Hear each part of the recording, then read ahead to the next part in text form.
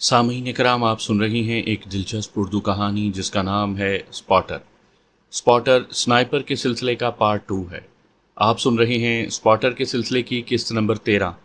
मुझे उम्मीद है आपको मेरी ये काविश पसंद आ रही होगी। आपने अगर अभी तक मेरा चैनल कहानी घर सब्सक्राइब नहीं किया तो अभी मेरे चैनल को सब्सक्राइब करके बेल नोटिफिकेशन ऑन कर लीजिए ताकि आने वाली हर नई कहानी की इत्तला बर वक्त आप तक पहुंच सके। अगले दिन लोरा से मुलाकात ना हुई, यकीनन वो खफा थी। मैंने भी उसके कमरे का रुख करने की ज़रूरत महसूस नहीं की थी।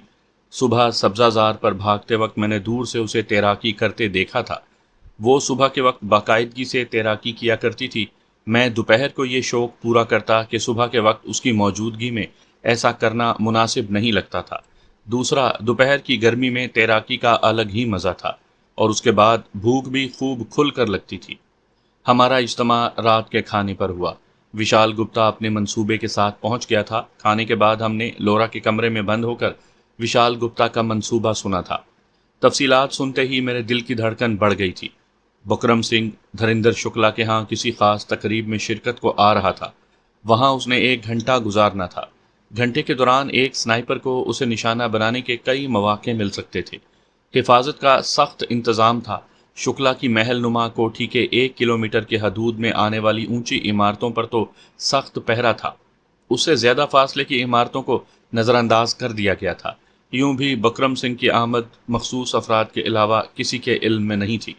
श्रीपति आर्केड इमारत का फासला शुक्ला की कोठी से 1.5 किलोमीटर के बकदर था। उसकी ऊंचाई 500 फुट या 150 मीटर थी। 45 मंजिला इमारत के छत से दिखाव के उम्दा आलात की मौजूदगी में धरिंदर शुक्ला की कोठी का सब्जाजार वाज़िया नजर आ सकता था। मंसूबा बेदाग था। एक अच्छे स्नाइपर को वहां से निशाना साधते हुए जरा भी दिक्कत ना होती। फायर करने के बाद फरार होना भी मुश्किल नहीं था। इंडिया की पुलिस या एजेंसियां इतनी तेज रफ्तार नहीं थी कि आनन फानन इमारत को घेर लेती। विशाल गुप्ता ने एक वीडियो के जरिए जरूरी जगहों की वजाहत की। लोरा भी सब कुछ दिलचस्पी से सुनती रही। मैंने एकदम अपनी हिकमत अमली तब्दील कर ली थी। श्रीपति आर्केड से फरार होना भी इतना मुश्किल नहीं था जितनी मुश्किलात मैं सोचे हुए था। शुक्ला का शिकार इससे कई गुना आसान साबित हो रहा था। पूरा मंसूबा दुश्मन ने खुद तरतीब दे दिया था। हथियार भी मुहैया कर रहा था और हदफ सामने बिठाकर निशानेबाजी की दावत भी दे रहा था। मैं अब भी नाशुक्री करता तो यकीनन मुझसे बड़ा बदबख्त कोई ना होता। हम काफ़ी देर मंसूबे की नोक पलक संवारते रहे। कई जुजियात ज़ेरे बहस लाईं और आखिरकार कार्रवाई की तरतीब पर मुत्तफिक हो गए।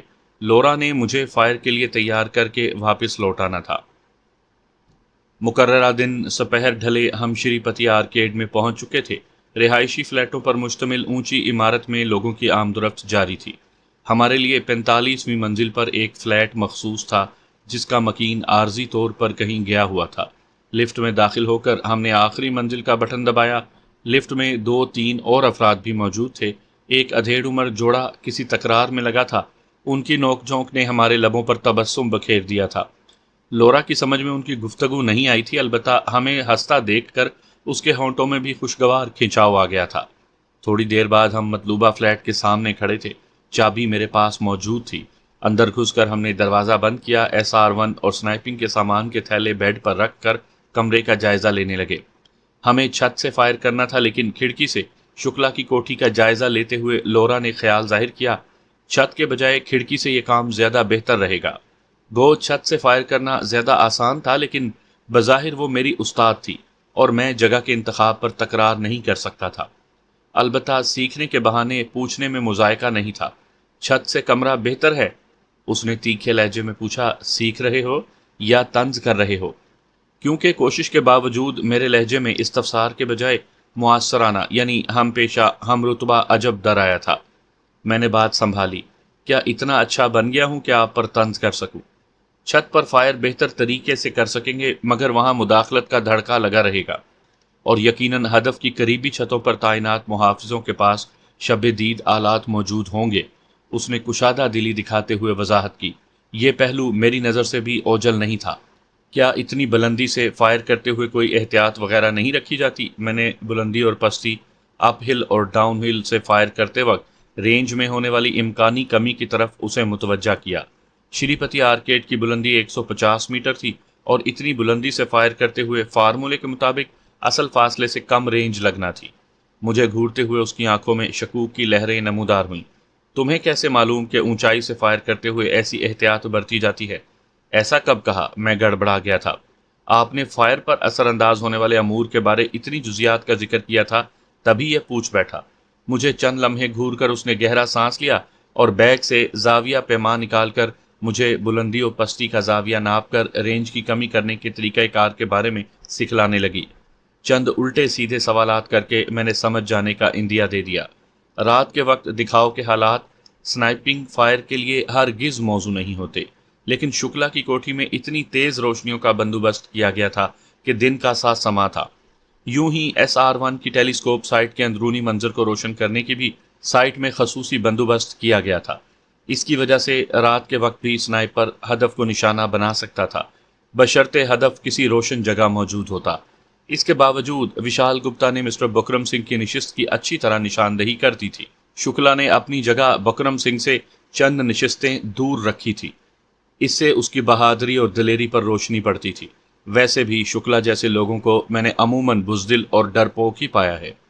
यकीनन उसके तई बकरम सिंह से फासला बढ़ाने से गोली के उस तक पहुंचने का इम्कान ना रहता, लेकिन ये एहतियात बरतते वक्त वो ये भूल गया था कि मौत और ज़िंदगी के फैसले हमारी तदाबीर और चालों के मरहून मिन्नत नहीं होते।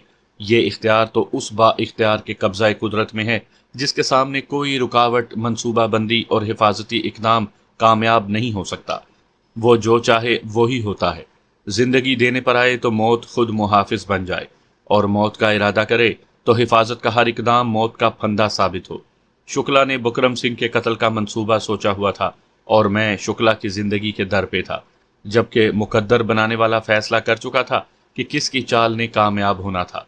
तुम्हें मतलूबा कुर्सी पर राइफल फिक्स कर देती हूँ, बस हवा का ख्याल रखना है कि तेज़ हो जाए तो डिफ्लेक्शन में मुनासिब तब्दीली कर देना। यकीनन तुम मुझे मायूस नहीं करोगे। उसने उम्मीद भरे लहजे में तस्दीक चाही। फिक्र ना करें मादाम, मैंने एतमाद जाहिर किया। मुतमईन अंदाज में सर हिलाते हुए उसने लकड़ी की मेज़ खिड़की के सामने रखी और SR-1 को जोड़ने लगी। मैं भी हाथ बटाने को करीब हो गया था। मेरे तेज़ी से चलते हुए हाथ देखकर उसके होंठों पर मध्यम तबस्सुम उभरा। कभी कभी लगता है तुम बहुत पहले से ये जानते हो।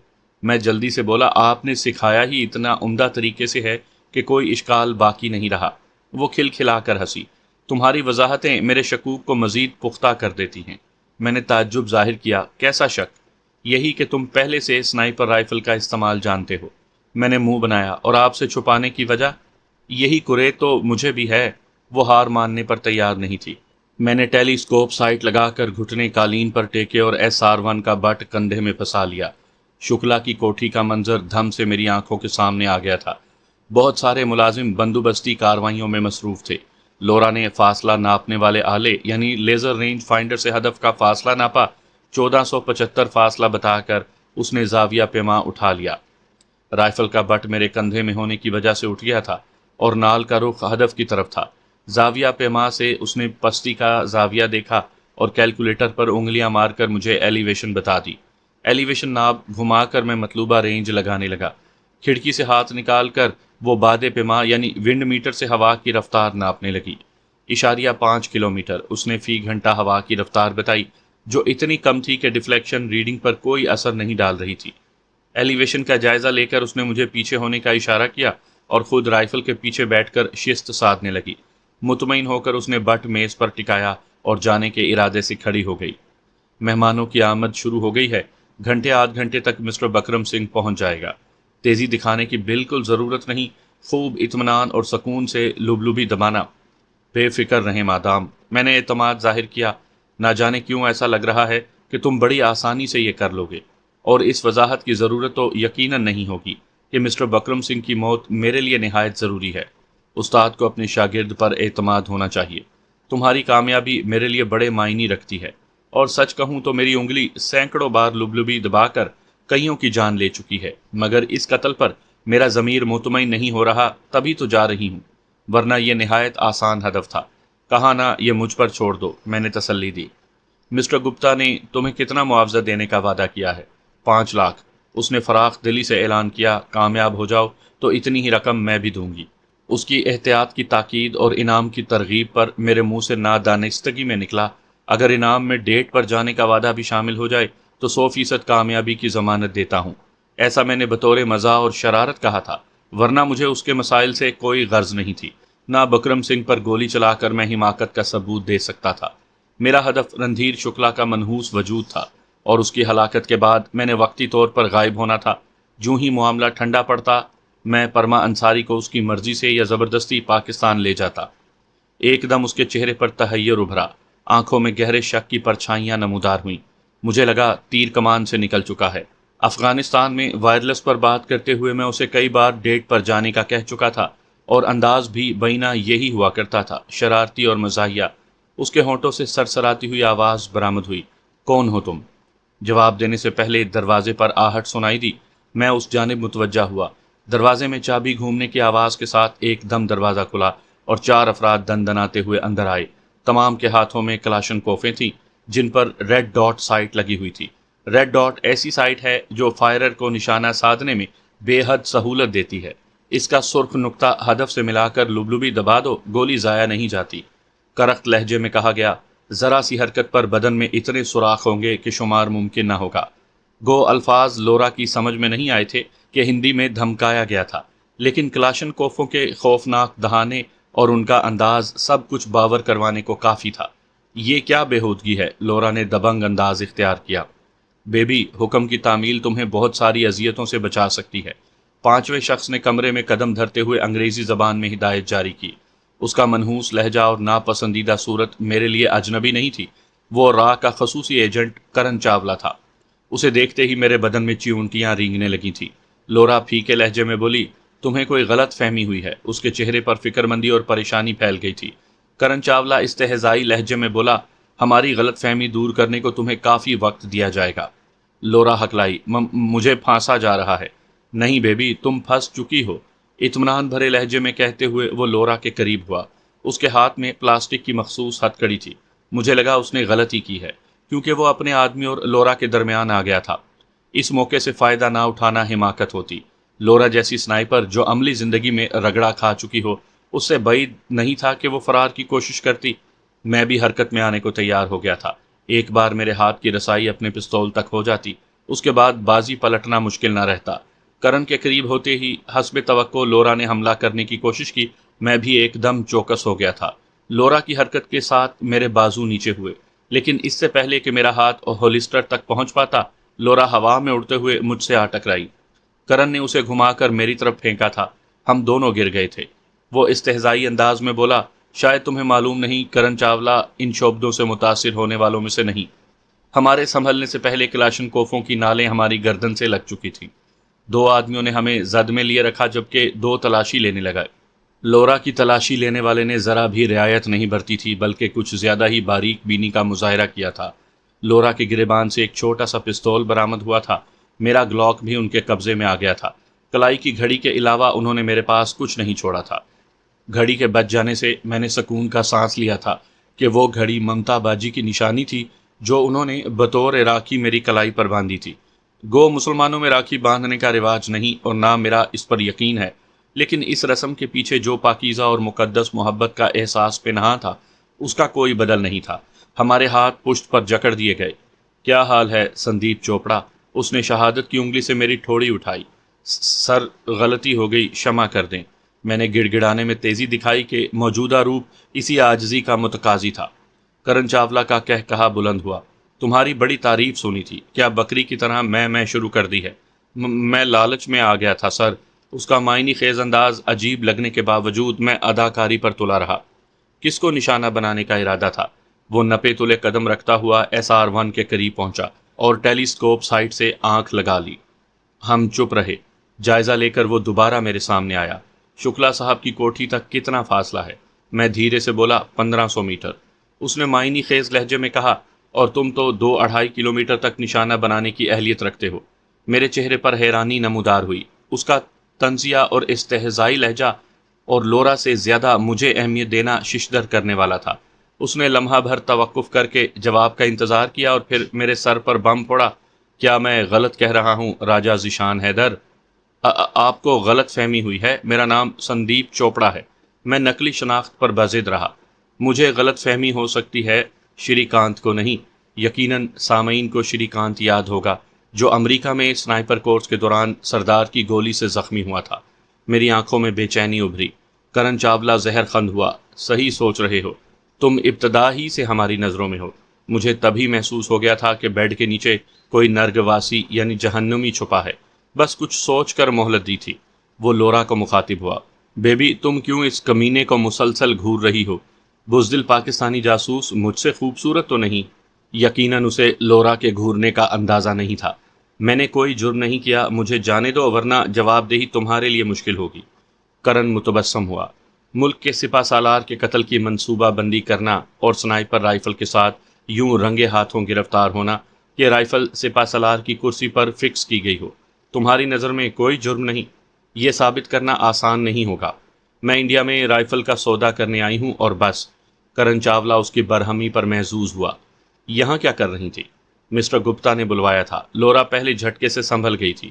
پاکستانی جاسوس کی سہایتا کرنا تمہاری مشکلات کتنی بڑھا چکا ہے، اس کا اندازہ تمہاری سوچ سے بھی بعید ہے۔ میں اسے نہیں جانتی۔ لورا مجھے پہچاننے سے مکر گئی تھی۔ کرن معنی خیز مسکراہٹ سے بولا، تو تربیت کیوں دے رہی تھی؟ کوئی ثبوت؟ وہ انکار پر ڈٹی رہی۔ بہت سارے ہیں، اطمینان سے کہتے ہوئے وہ اپنے آدمیوں کو ہدایت دینے لگا۔ بھاگنے والی کی لاش پا کر بھی تم سے باز پرس نہیں ہوگی، مگر کوئی نکل گیا تو ذمہ دار کی جان بھی ضرور نکلے گی۔ مسٹر کرن یقیناً تم غلطی کر رہے ہو۔ لورا جان چھڑانے کی کوشش میں لگی رہی۔ غلطی تو تم کر چکی ہو بیبی، اب خمیازہ بھگتو، اور یہ غلط فہمی بھی دل سے نکال دو کہ شکلا صاحب تمہاری مدد کر پائیں گے۔ پچھتاؤ گے۔ لورا ہار ماننے پر تیار نہیں تھی۔ شاید ایسا موقع نہ آئے۔ اس نے ہاتھ کے اشارے سے ہمیں لے جانے کو کہا۔ چلو اے، مجھے کلاشنکوف کی نال سے ٹہوکا دیا گیا۔ یہی حرکت لورا کے ساتھ بھی دہرائی گئی۔ کرن چاولہ مجھے بھی انگریزی ہی میں مخاطب کرتا رہا۔ انداز سے لگا وہ میرے بارے میں کافی کچھ جانتا تھا۔ اس کا نڈر چہرہ، بے خوف انداز، ذہانت اور مکاری سے لبریز آنکھیں، سڈول جسم، چوکس پن اور بات چیت واضح کر رہی تھی کہ وہ نہایت سخت حریف ثابت ہونے والا تھا۔ تحمل اور ٹھنڈا لہجہ اضافی خوبیاں تھیں۔ بڑکے مارنے کے بجائے وہ سلجھی ہوئی گفتگو کر رہا تھا۔ تو میرا شک درست تھا۔ کمرے سے نکلتے ہی لورا نے توپوں کا رخ میری جانب موڑا۔ میں ڈھٹائی سے بولا، مجھے تمہارے شک کے بارے میں جاننے میں ذرا بھی دلچسپی نہیں۔ بوتھا بند رکھو۔ میری پیٹھ میں کلاشنکوف کی نال چبوئی گئی۔ میں نے چپ سادھ لی کہ بعید نہیں تھا کہ وہ مار کٹائی پر اتر آتے۔ حدود سے تجاوز کرنا قیدیوں کے لیے باعث نقصان ہوتا ہے۔ تم نک کے قاتل ہو نا؟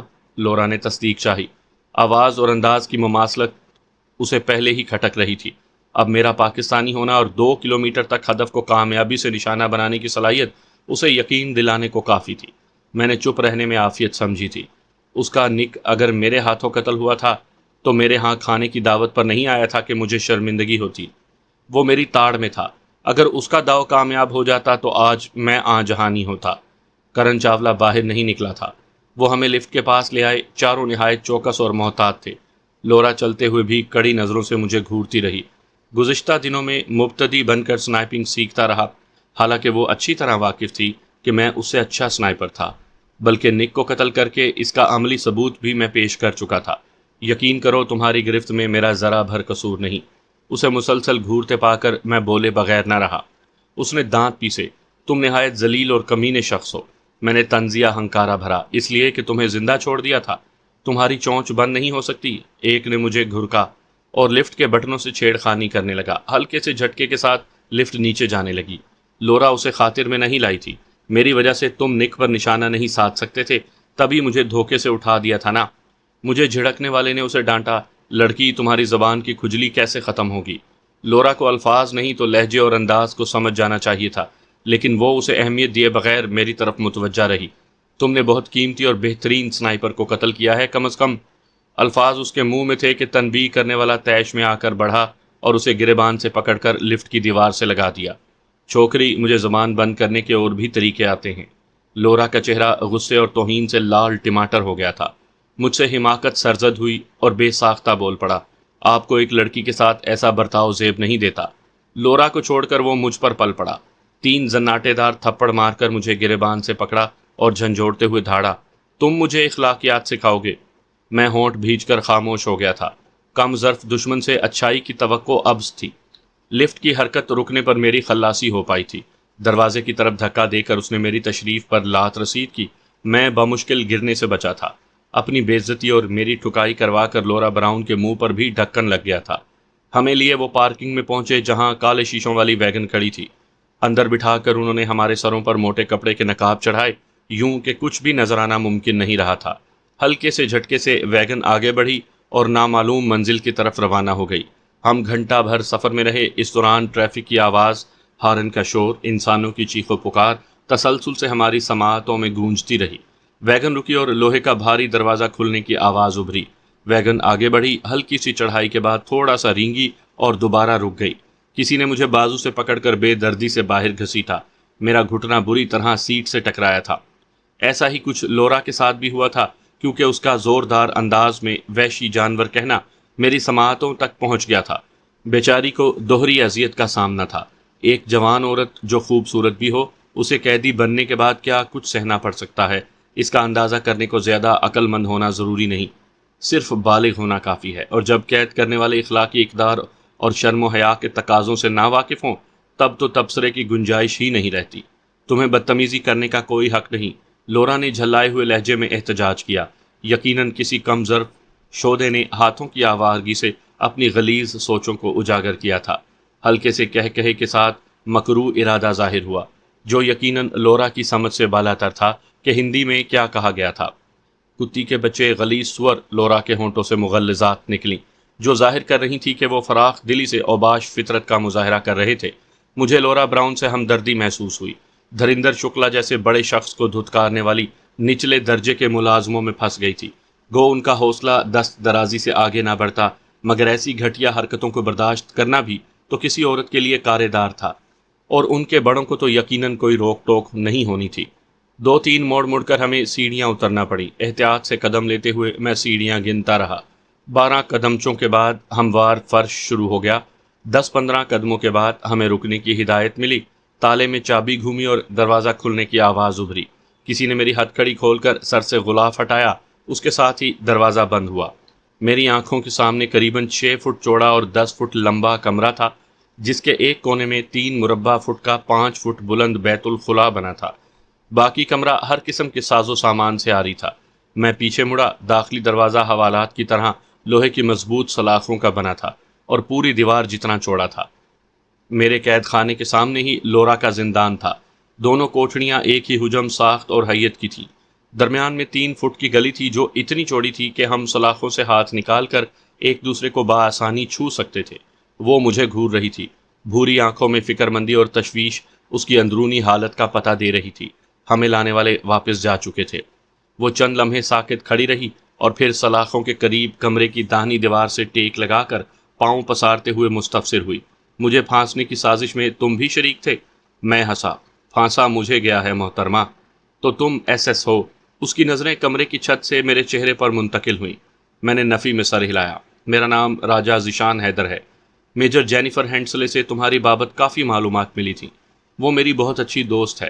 وہ معنی خیز انداز میں بولی، صرف دوست؟ ہاں، میں نے اسبات میں سر ہلایا۔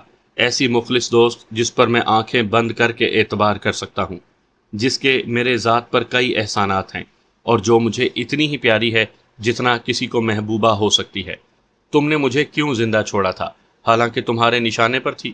یہ سوال اس نے مجھ سے تب بھی پوچھا تھا جب میں نے نک کو ٹھکانے لگا دیا تھا، بلکہ بقول جینی میرا یہ فعل لورا کے نزدیک کسی خاص احساس کے تابع تھا۔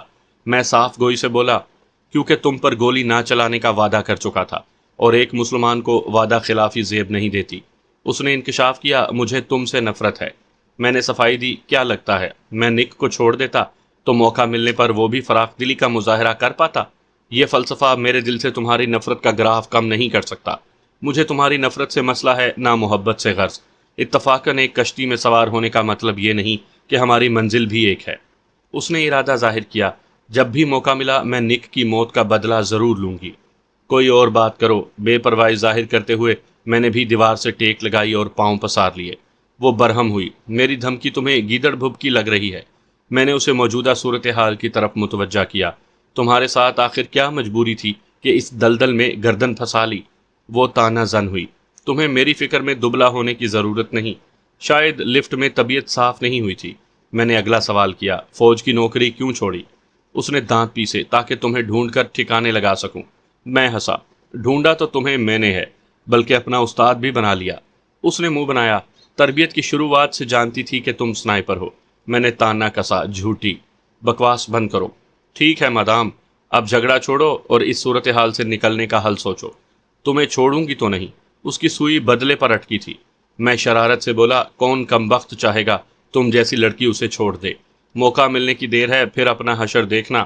سمجھتا تھا تمہیں صرف گالیاں بکنے میں مہارت ہے، آج پتہ چلا دھمکیاں دینے میں بھی ثانی نہیں رکھتی۔ اس نے دانت پیسے، یہ تو وقت بتائے گا۔ میں بیزاری سے بولا، اچھا جتنی دھمکیاں یاد ہیں ایک ساتھ اگل دو، تاکہ اس کے بعد کام کی بات کر سکیں۔ اس نے آنکھیں بند کر کے خاموشی سادھ لی تھی۔ میں بھی سوچ میں کھو گیا۔ کرن چاولہ کا کہنا کہ میں شروع دن سے نظروں میں تھا، مجھے بہت کچھ سوچنے پر مجبور کر رہا تھا۔ اگر ایسا تھا تو وشال گپتا کی شخصیت بھی مشکوک ٹھہرتی تھی۔ البتہ یہ سمجھ سے باہر تھا کہ مجھے پہلے گرفتار کیوں نہ کیا گیا، اور اب ایسا کرنا کیوں ضروری تھا۔ یہ تو بالکل واضح تھا کہ بکرم سنگھ کے قتل کے منصوبے میں میری شمولیت وشال گپتا کی کوششوں کا نتیجہ تھی۔ ایک خیال یہ بھی ذہن میں ابھرا کہ کہیں جان بوجھ کر تو مجھے نہیں پھانسا گیا۔ ایک پاکستانی جاسوس جب انڈین آرمی چیف کو قتل کرنے کی کوشش کرتے ہوئے پکڑا جائے تو عالمی برادری نے تو متوجہ ہونا تھا، لیکن ساتھ ہی خیال آیا کہ نہ تو ان کے پاس ایسا کوئی ثبوت تھا کہ مجھ پر یہ جرم ثابت کرتے، اور نہ بکرم سنگھ کو قتل کرنے کی کوئی خاص وجہ تھی جس کے سہارے وہ پاکستان پر الزام عائد کرتے۔ ہمارا شری پتی آرکیڈ سے بمائے سنائپر رائفل کے پکڑے جانا کوئی ایسا ثبوت نہیں تھا جو دنیا کو قابل قبول ہوتا۔ وہ فقط میرا پاکستانی ہونا یا زیادہ سے زیادہ جاسوس ہونا ثابت کر سکتے تھے، اور دونوں ممالک میں آئے روز ایسے جاسوسوں کی پکڑ دھکڑ ہوتی رہتی ہے۔ اتفاق سے مجھے بکرم سنگھ کے قتل کی اصل وجہ بھی معلوم تھی کہ دھریندر شکلا اسے راستے سے ہٹانا چاہتا تھا۔ قدموں کی چاپ نے مجھے خیالات سے نکالا۔ وہ 3 مسلح افراد تھے۔ مجھے لگا لورا براؤن کا بلاوا آ گیا ہے، مگر انہوں نے میرے قید خانے کا دروازہ کھولا۔ 2 آدمیوں نے ہتھیار تانے اور تیسرا میرے ہاتھ جکڑنے لگا۔ لورا انہیں کڑی نظروں سے گھورنے لگی، مگر انہوں نے لورا کو کچھ نہیں کہا تھا۔ میرے سر پر سیاہ نقاب ڈال کر بصارتوں پر پردہ ڈالا اور قید خانے سے باہر لے آئے۔ میرا خیال تھا سیڑھیاں چڑھنا پڑیں گی، مگر 1-2 موڑ گھوم کر وہ مزید نیچے اترنے لگے۔ 12-13 سیڑھیوں کے اختتام پر چند قدم ہموار فرش پر لیے اور مجھے روک دیا۔ بیٹھ جاؤ، کرخت آواز میری سماعتوں میں گونجی، ساتھ ہی بازوؤں سے پکڑ کر نیچے کی طرف جھٹکا دیا گیا۔ میں دھپ سے نیچے بیٹھا۔ لوہے کی کرسی کا لمس محسوس ہوتے ہی میں نے پھریری لی۔ یقیناً وہ وقت آ گیا تھا جس کا اندیشہ ہر جاسوس کے دل میں جاگزیں ہوتا ہے۔ ہتھ کڑی کھول کر میرے ہاتھ کرسی کے دستے اور پاؤں کرسیوں کے پایوں سے باندھ دیے گئے۔ کرسی کے پائے زمین میں گڑے ہوئے تھے۔ کسی نے نقاب کھینچا۔ میری نظر سب سے پہلے کرن چاولہ کی منحوس شکل پر پڑی تھی۔ یقیناً بعض اچھی صورتوں کے عقب میں بھیانک چہرے چھپے ہوتے ہیں۔ وہ اچھا خاصا پرکشش اور وجیح مرد تھا، جسمانی لحاظ سے بھی مضبوط اور سڈول نظر آتا تھا۔ جس اطمینان سے اس نے لورا کا حملہ ناکام کیا تھا، اس سے صاف ظاہر تھا کہ اچھا لڑاکا تھا۔ دوسرے کے بارے دل میں پیدا ہونے والے احساسات شکل و صورت اور خوبصورتی اور بدصورتی کی تمیز سے مبرا ہوتے ہیں۔ کبھی نہایت بدصورت نظر آنے والے شخص کو دیکھ کر انسان کی ساری تھکن دور ہو جاتی ہے اور دل میں خوشی کی لہریں دوڑ پڑتی ہیں، جبکہ نہایت خوش شکل اور خوبرو شخص کو دیکھ کر انسان بیزاری، کوفت اور تنگی محسوس کرنے لگتا ہے۔ اس کے چہرے سے ہٹا کر میں نے نظریں گھمائیں۔ دیواروں پر ایذا رسانی کے مختلف آلات لٹکے ہوئے تھے۔ چھت میں لوہے کے مضبوط کڑے لگے تھے جن کے ساتھ زنجیریں لٹک رہی تھیں جو قیدی کو لٹکانے کے لیے تھیں۔ چاروں طرف سرسری نظر دوڑا کر میں دوبارہ اس کی طرف متوجہ ہوا۔ کیا حال ہے جوان؟ گفتگو کی ابتدا اس نے یوں کی کہ گویا میرا انٹرویو لے رہا ہو۔ الحمدللہ، میں نے سندیپ چوپڑا کا نقاب اتارنا غنیمت جانا تھا۔ لمبی چوڑی تفصیلات میں پڑھنے کے بجائے بس اتنا اگل دو کہ تمہاری انڈیا آمد کا مقصد کیا ہے۔ بتانے کا فائدہ جب تم نے یقین ہی نہیں کرنا۔ وہ دوستانہ انداز میں متبسم ہوا۔ کوشش تو کرو۔ ذاتی کام سے یہاں آیا ہوں۔ جاسوسی کا ارادہ ہے، نہ دہشت گردی مقصود ہے، وہ مزاحیہ لہجے میں بولا، اور ذاتی کام کی نوعیت انڈین آرمی چیف کا قتل ہے۔ اگر میں تمہاری نظر میں تھا تو یقیناً اصل وجہ سے بھی واقف ہوگے۔ بدقسمتی سے اس نے اسبات میں سر ہلایا۔ البتہ تمہارے مشن سے لا علم ہوں۔ مجھے اپنے دشمن کی تلاش یہاں کھینچ لائی ہے۔ کون ہے؟ راجپال راجپال امریکہ کورس میں ہمارے ساتھ تھا، بعد میں سردار کے ہاتھوں وزیرستان میں قتل ہوا، اب میں نے اسی کا نام استعمال کرنے کا فیصلہ کیا تھا۔ راجپال، اس نے سوالیہ انداز میں دہرایا۔ میں نے کہانی گھڑی۔ شری کانت کے ساتھ یہ صاحب بھی امریکہ کورس میں ہمارے ساتھ تھے، بعد میں افغانستان محاذ پر اس کی وجہ سے میری بیوی معذور ہوئی، اور اسے معلوم تھا کہ پلوشہ میری بیوی ہے، تبھی اس نے گھٹیا حرکت کی۔ یقیناً بدلہ لینا میرا حق بنتا ہے۔ مجھے گہری نظروں سے گھورتے ہوئے اس نے نشست چھوڑی اور عقوبت خانے سے باہر نکل گیا۔ چند منٹ کے بعد واپس آ کر اس نے نشست سنبھال لی۔ کہانی اچھی گھڑی ہے، میں پھیکی مسکراہٹ سے بولا۔ کہا تھا یقین نہیں کرو گے۔ وہ طنزیہ لہجے میں بولا، اگر تمہارا خیال ہے راجپال کی موت کی خبر بھارت سرکار تک نہیں پہنچی تو اسے سادگی کے علاوہ کوئی نام نہیں دے سکتا۔ راجپال کی موت؟ میں نے گہرے تعجب کا اظہار کیا تھا۔ اس نے تنبیہ کی، جان بچانے کی کوشش میں خود کو مزید پھنسا رہے ہو۔ راجپال کا ذکر تمہیں اس کی موت کا ذمہ دار ٹھہرا رہا ہے۔ میں نے ڈینگ مارتے ہوئے ارادہ ظاہر کیا، اگر مر چکا ہے تو اللہ پاک کی قسم میرے ہاتھوں قتل نہیں ہوا، اور اگر زندہ ہے تو میری زندگی کی صورت میں اس کی موت میرے ہاتھوں ہی لکھی ہے۔ وہ فلسفیانہ لہجے میں بولا، برخوردار، خالی خولی قسموں کو ثبوت نہیں مانا جاتا، بلکہ تمہارے مذہب میں بھی ملزم کو قسم کھانے کے بل بوتے پر بے گناہ تصور نہیں کیا جاتا۔ میں نے پوچھا، کیسے یقین آئے گا؟ وہ اطمینان سے بولا، سچ سن کر میں نے اعتماد کی مار دینا چاہی۔ سچ بتا تو دیا ہے، اب کون سا جھوٹ سننا ہے؟ اس بارے میں رہنمائی کر دو، بے چوں چراں تسلیم کروں گا۔ سلطان دادا سے کیا تعلق ہے؟ کوئی نہیں، صرف سر چھپانے کا ٹھکانہ چاہیے تھا۔ جانتے ہو تم نے کتنے افراد کو قتل کیا تھا؟ قتل میرے مرنے والے ساتھی نے کیے تھے، میں بے قصور ہوں۔ وہ کھل کھلا کر ہنسا۔ جس کے ہاتھ میں تم نے پستول پکڑایا تھا اس کے گرنے کا انداز بتا رہا تھا کہ گولی چلانے والا وہ نہیں۔ ایک نظر ڈال کر ہی میں سمجھ گیا تھا کہ اصل قاتل کوئی اور ہے، تبھی تمہیں وہاں سے نکلنے کا موقع دیا تاکہ تمہارا مشن کھل جائے۔ آپ جو سمجھیں، میرا بیان یہی ہے کہ گولی چلانے والا میں نہیں ہوں۔ عام آدمی یوں درست فائر نہیں کر سکتا، ایسا کوئی پیشہ ور سنائپر ہی کر سکتا ہے جو تم ہو۔ میں نے رد کیا، سنائپر مخصوص رائفل سے اچھا فائر کر سکتے ہیں، پستول سے نہیں۔ میں نہیں مانتا عام مجرم اتنے منظم طریقے سے ایجنسیوں کی آنکھوں میں دھول جھونک سکتے ہیں۔ تمہیں یہاں پہلے سے موجود جاسوسوں کی مدد حاصل تھی، اور بہتر ہوگا کہ تمام جاسوسوں کے ٹھکانے اگل دو۔ جب جاسوس پکڑا جاتا ہے تو کیا اس کے ساتھی اپنے ٹھکانوں پر ٹکے رہتے ہیں؟ معنی خیز مسکراہٹ سے اس نے نفی میں سر ہلایا۔ یقیناً ایسا نہیں ہوتا، البتہ اپنے قتل ہونے والے ساتھیوں کی خبر سن کر ٹھکانے تبدیل کرنے کی ضرورت کم ہی محسوس کی جاتی ہے۔ میں نے سلطان دادا کے اڈے اور اس سے متصل ہوٹل کے بارے میں صاف گوئی سے اگل دیا۔ اس کے ساتھ ہی دماغ میں ممتا باجی کا معصوم چہرہ لہرایا اور میرا دل بری طرح دھڑکنے لگا۔ یقیناً میرے وہاں چھپنے سے وہ ناواقف نہیں تھے، اور اگر تفتیش کے نام پر وہ باجی کو بھی پکڑ لیتے تو یقیناً اس سادہ گھریلو عورت کو ناقابل تلافی نقصان پہنچا سکتے تھے، اور اس پر یہ مصیبت میری وجہ سے ٹوٹنی تھی۔ تمہارے اور گوپال یعنی ڈینو کے ٹھکانے جانتے ہیں، ہمیں دیپک کا ٹھکانہ بتاؤ۔ ڈینو کے ساتھ شہید ہونے والے مجاہد کا شناختی نام دیپک تھا۔ یقیناً اس کے اصل نام سے کرن بھی ناواقف تھا، بلکہ اسے تو ڈینو کا نام بھی معلوم نہیں تھا، البتہ میرا نام اسے شری کانت سے معلوم ہو گیا تھا۔ وہ منحوس جانے کہاں سے ٹپکا تھا۔ میں نے نفی میں سر ہلایا، معلوم ہوتا تو بتا دیتا۔ کرن کا استفسار جاری رہا، تمہارے پاس ان کے رابطہ نمبر ہوں گے؟ میں نے بے دھڑک پیشکش کی، میرے موبائل فون کو کھنگال سکتے ہو۔ گردن ٹیڑھی کر کے اس نے ہاتھوں کو آپس میں مسلا، ترچھی نظروں سے دیوار میں لٹکے چمڑے کے ہنٹر کو لمحہ بھر گھورا اور پھر گہرا سانس لے کر میری طرف متوجہ ہو گیا۔ تو تم نے طے کر لیا ہے؟ میں نے بے چارگی ظاہر کی، طے تو تم نے کرنا ہے، مجھے تو سہنا ہوگا۔ البتہ دلی طور پر مجھے اطمینان محسوس ہونے لگا تھا کہ اس نے ممتا دیدی کے ٹھکانے کا ذکر نہیں کیا تھا۔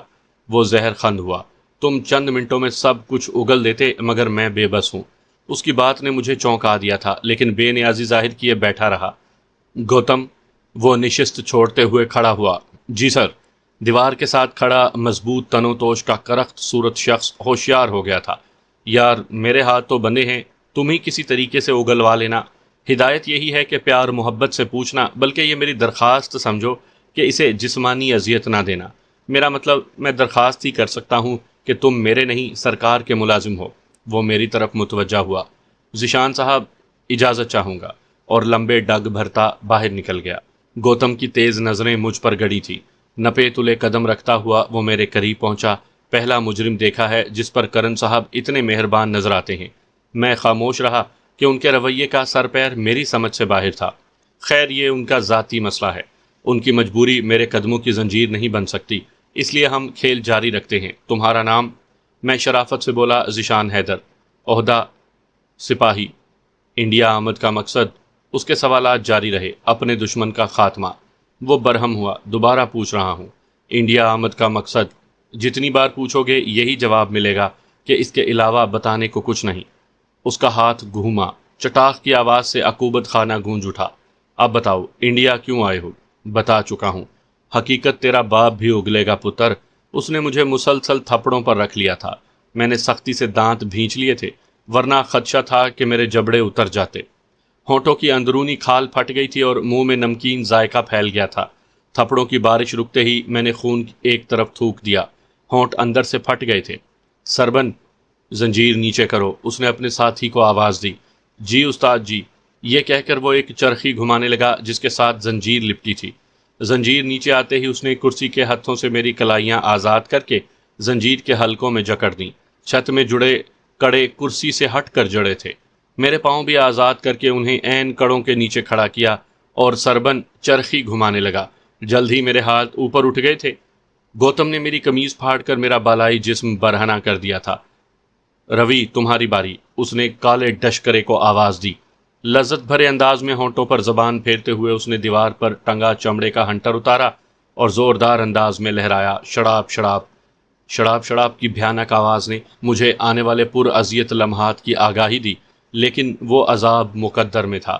مجھے ذرا بھی یقین ہوتا کہ اصل بات اگل کر میں اپنا چمڑا ادھڑنے سے بچا سکوں گا تو بتا دیتا، مگر یہ خام خیالی تھی، بلکہ الٹا مجھے جان کے لالے پڑ سکتے تھے۔ روی کے ہنٹر پکڑنے کا انداز واضح کر رہا تھا کہ وہ اس میدان کا کھلاڑی تھا۔ گوتم کا انتظار کس بات کا ہے سنتے ہی اس نے چند قدم دور سے ہاتھ لہرا کر میری طرف جھٹکا۔ اذیت کی شدید لہر اٹھی، کوشش کے باوجود میں اپنی کراہ نہیں روک سکا تھا۔ ہنٹر کی رسائی پیٹھ کے ساتھ پیٹ کے کچھ حصے تک بھی پہنچی تھی۔ عقب کا تو معلوم نہیں، البتہ پیٹ پر گہرے سرخ رنگ کی لکیر ثبت ہو گئی تھی۔ لگتا تھا کسی نے خنجر کی نوک سے لکیر کھینچ کر اندر سرخ مرچیں بھر دی ہوں۔ روی کا ہاتھ تسلسل سے چلنے لگا۔ ظالم کے انداز سے محسوس ہو رہا تھا کہ مجھ سے پرانی دشمنی ہے۔ میں نے سختی سے ہونٹ بھینچے ہوئے تھے، لیکن رہ رہ کر سسکی اور کراہیں ہونٹوں سے پھسل جاتی تھیں۔ چند منٹوں میں میرے پیٹ پر بھی چھانٹے، کوڑے لگنے کے نشانات جو سرخ لکیروں کی صورت ظاہر ہوتے ہیں وہ پھیل گئی تھیں، جن سے ہلکا ہلکا خون رسنے لگا تھا۔ پیٹھ کا تو جانے کیا حال تھا، اور پھر درد سے بے حال ہو کر میری آنکھیں بند ہو گئیں۔ لیکن مدہوشی کا یہ وقفہ بہت مختصر تھا۔ ایک دم لگا پیٹھ پر تیزاب پھینکا گیا ہو۔ درد بھری کراہ سے میری آنکھ کھل گئی۔ وہ میری پیٹھ پر نمک پھینک رہے تھے۔ زخموں میں پہلے مرچیں بھری تھیں اور اب نمک نے تکلیف کو زیادہ کر دیا تھا۔ کچھ یاد آیا؟ گوتم نے سامنے آ کر پرسکون انداز میں پوچھا۔ ہونٹ بھینچے ہوئے ناک سے گہرے سانس لے رہا تھا۔ جوان، یاد رہے سب کچھ اگلنا پڑے گا۔ اس سے پہلے تمہیں مرنے کی اجازت بھی نہیں ہوگی، تو بہتر ہے اذیتیں جھیلنے کے بغیر ہی سب کچھ بک دو۔ میں کراہتے ہوئے بولا، تم صرف اذیت رسانی کا شوق پورا کر رہے ہو۔ وہ اطمینان سے بولا، تمہیں جھٹلا نہیں سکتا، البتہ سچ بتا دو تو تھوڑے ہی پر اکتفا کر لیں گے۔ ضروری تو نہیں ہمیشہ نشہ پورا ہو۔ میں نے بے بسی ظاہر کی۔ سچ جھوٹ کی پہچان کیسے ہوگی؟ اتنا تجربہ تو رکھتے ہیں بالغ۔ سچ تو بتا چکا ہوں جو تم مان ہی نہیں رہے۔ وہ اپنے ساتھیوں کو مخاطب ہوا، بھائیو اب تک رسی نہیں جلی تو بل کیا دیکھوں؟ سربن زہر خند ہوا، رسی جلے نہ جلے بل ضرور نکالیں گے۔ گوتم نے دعوت دی، تو تمہاری باری۔ وہ الماری کی طرف بڑھا۔ واپسی پر ہاتھ میں لوہے کا گولا تھا جس کے ساتھ 2-3 فٹ زنجیر جڑی تھی۔ زنجیر کے سرے پر ہلکا بنا تھا۔ بندش ڈھیلی کرو، اس نے روی کو آواز دی اور انتظار کیے بغیر میرے بالوں سے پکڑ کر بے دردی سے نیچے جھکا دیا۔ جب تک زنجیر ڈھیلی نہ ہوئی وہ بالوں کو جھٹکا دیتا رہا۔ روی نے بس اتنی ہی زنجیر کھولی تھی کہ میں بمشکل رکوع کے بل جھک سکا تھا۔ میرے ہاتھ اب تک اٹھے ہوئے تھے۔ سربن نے فولادی حلقہ میرے گلے میں ڈال کر قفل کر دیا۔ اب میں سیدھا کھڑا نہیں ہو سکتا تھا کہ گردن میں وزنی گولا بندھا تھا، اور نیچے بھی نہیں بیٹھ سکتا تھا کہ ہاتھ سختی سے چھت کے کڑوں میں جکڑے تھے۔ سربن دوبارہ الماری کی طرف بڑھا اور ایک مضبوط پلاسٹک کا لمبوترا تھیلا لے آیا جس کے پیندے میں چکور دھات جڑی تھی۔ میرے سر پر تھیلے کا کھلا سرا چڑھایا اور تسمے کھینچ کر ہوا کی آمد و رفت روک دی۔ سوچا تھیلے میں موجود ہوا جلد ہی ختم ہو جائے گی اور پھر میرا سانس گھٹنے لگے گا۔ یہ اذیت بھی کم درجہ نہیں تھی، مگر وہ ظالم کچھ اور سوچے ہوئے تھا۔ اس نے دھاتی پیندے میں بجلی کی تار جوڑی اور پلگ لگا دیا۔ پیندے میں پلاسٹک کے ساتھ جڑی زنجیر کھول کر اس نے 3 گولیاں اندر پھینکی اور زنجیر چڑھا دی۔ 2-3 لمحوں کے بعد ہی گولیوں سے ہلکا ہلکا دھواں اٹھنے لگا۔ تب انکشاف ہوا کہ وہ آنسو گیس پیدا کرنے والی گولیاں تھیں۔ مختلف آرمی کورسوں کے دوران ہمیں کیمیائی ماحول کا ادراک کروانے کو گیس چیمبر سے بھی واسطہ پڑتا تھا، جہاں یہ گولیاں جلا کر کیمیائی گیس کی تباہ کاری کے بارے میں سمجھایا جاتا تھا، مگر وہاں یہ 1-2 منٹ کا کھیل ہوا کرتا تھا۔ پہلے تو میں نے سانس روک کر 2-3 لمحے اذیت کو ٹالا، مگر کب تک سانس روک پاتا؟ گولیاں تیزی سے دھواں اگل رہی تھی۔ مومی تھیلے میں گنجائش بھی کم تھی، اس لیے دھواں گہرا ہوتا جا رہا تھا۔ جو ہی میں سانس لینے پر مجبور ہوا، میرے تنفس کی نالی میں مرچیں بھر گئیں۔ آنکھیں بند کرنے کے باوجود آنسو تسلسل سے بہنے لگے، جبکہ ناک سے پانی بہہ نکلا۔ میں بری طرح کھانس رہا تھا۔ جھٹکے دے کر تھیلے سے سر نکالنے کی کوشش کی، مگر وزنی گولا مجھے گردن اٹھانے کی اجازت نہیں دے رہا تھا۔ میں زیادہ دیر اس اذیت کو برداشت نہ کر سکا اور بے دم ہو کر زنجیر سے جھول گیا۔ ناک میں گھسنے والا زہریلا دھواں مدہوش بھی نہیں ہونے دے رہا تھا۔ اگر چند لمحے مزید یہ حالت رہتی تو میں یقیناً مر جاتا، مگر وہ یہ سہولت دینے پر بھی تیار نہیں تھے۔ میرے تڑپنے کی شدت میں کمی آتے ہی انہوں نے گردن کی بندش ڈھیلی کر کے تھیلے کو اوپر سے پکڑ لیا تاکہ دھواں کمرے کی فضا کو آلودہ نہ کر سکے۔ تازہ ہوا ملتے ہی میں گہرے سانس لینے لگا۔ ناک سے رینٹ اور منہ سے رال بہہ رہی تھی۔ تنفس کی نالی اور پھیپھڑوں میں جیسے مرچیں بھری ہوئی تھیں۔ ایک ظالم نے میری کھال ادھیڑ کر جلد کو اذیت پہنچائی تھی تو دوسرے نے اندرونی نظام کو درہم برہم کر دیا تھا۔ اس نے مجھے زیادہ آرام کا موقع نہیں دیا تھا۔ 3-4 گہرے سانس ہی لے پایا تھا کہ اس نے پھر میرے سر پر تھیلا چڑھا دیا۔ کھانس کھانس اور چھینک چھینک کر میں بے حال ہو گیا تھا۔ لگ رہا تھا صدیوں سے اس اذیت میں پھنسا ہوں، اور یہ کھیل تب تک شروع رہا جب تک میں زنجیر سے جھول نہیں گیا۔ پانی کا جگ میرے چہرے پر انڈیل کر وہ ہوش میں لائے تھے۔ اندرونی اذیت میں مجھے جسمانی تکلیف بھول گئی تھی۔ گوتم ہنسا۔ بتا دے شہزادے، کیوں اپنی جان کے دشمن بنے ہوئے ہو؟ مگر میں جواب دینے کے قابل نہیں تھا۔ گہرے سانس لے کر آنسو گیس کا اثر زائل کرنے کی کوشش کرتا رہا۔ وہ منہ بناتے ہوئے بولا، دونوں ہی نکمے ہو، مجھے خود ہی کچھ کرنا پڑے گا۔ میں ذہنی طور پر نئی اذیت کا سامنا کرنے پر تیار ہو گیا تھا کہ اب یوں بھی یہی میرا مقدر تھا۔ اس نے بہت سادہ طریقہ اپنایا تھا۔ میری کلائیوں سے بجلی کی ننگی تار لپیٹ کر کرنٹ دینا شروع کر دیے۔ پہلے جھٹکے کے ساتھ میرے حلق سے تیز چیخ نکلی اور پھر یہ سلسلہ شروع ہو گیا۔ ان کے ہاتھ دل پسند مشغلہ آ گیا تھا۔ جس شخص کو ظلم کر کے سکون ملے وہ کب جلد سیر ہوتا ہے۔ بجلی کے جھٹکوں سے میرا بدن ریشے کے مریض کی طرح کانپ رہا تھا۔ یہ سلسلہ بھی میری بے ہوشی تک جاری رہا۔ دوبارہ آنکھ زندان میں کھلی تھی۔ میں اوندھے منہ لیٹا تھا اور سماعتوں میں لورا براؤن کی ہلکی ہلکی آوازیں آ رہی تھیں۔ ریجا، ریجا یعنی راجا۔ میں نے سیدھا ہونا چاہا اور ہونٹوں سے بے ساختہ کرا خارج ہوئی۔ آرام سے، آرام سے۔ اس کی آواز میں فکر مندی اور ہمدردی گھلی تھی۔ میرا بالائی بدن برہنہ تھا اور اب تک زخموں پر نمک لگا تھا۔ حد درجے کی کمزوری اور نقاہت محسوس ہو رہی تھی۔ گھڑی پر نگاہ دوڑائی، رات کے 3 بج رہے تھے۔ آزمائشی رات کی چند گھڑیاں اب تک باقی تھیں۔ نہا لو۔ لورا براؤن نے میرے زخموں پر لگے نمک کی وجہ سے مجھے مشورہ دینے میں تساہل نہیں برتا تھا۔ اچھی خاصی گرمی تھی۔ بلب کی پیلی روشنی ماحول کو مزید پراسرار بنا رہی تھی۔